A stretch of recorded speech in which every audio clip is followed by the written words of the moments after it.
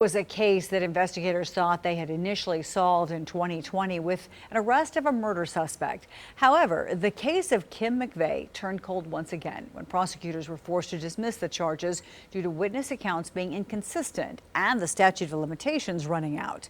Tonight, 2 News anchor Sharon Phillips is revisiting Kim's case and encouraging anyone with information to come forward.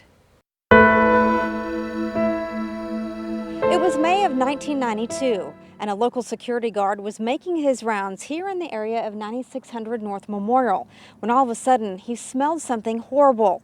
He got out of his car, and that's when he found the body of Kim McVey behind a storage shed.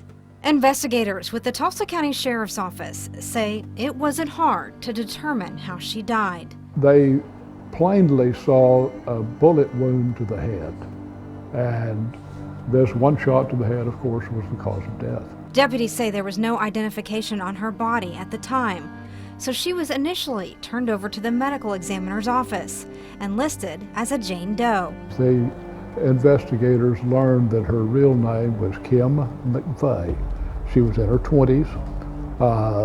She was known to be popular in her social circle, had no real known enemies.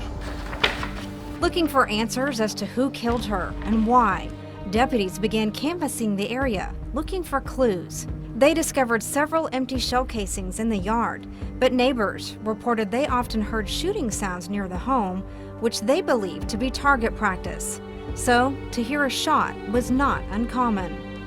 After an extensive investigation and a later arrest where charges were dismissed, this case continues to remain cold. Usually a case remains on active status for about 10 years.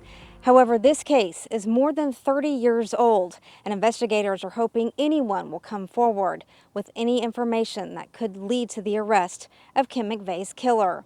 In Tulsa County, I'm Sharon Phillips, 2 News Oklahoma. Thank you, Sharon. Now, if you have any information about the death of Kim McVey, you're asked to contact the Tulsa County Sheriff's Office Cold Case Task Force.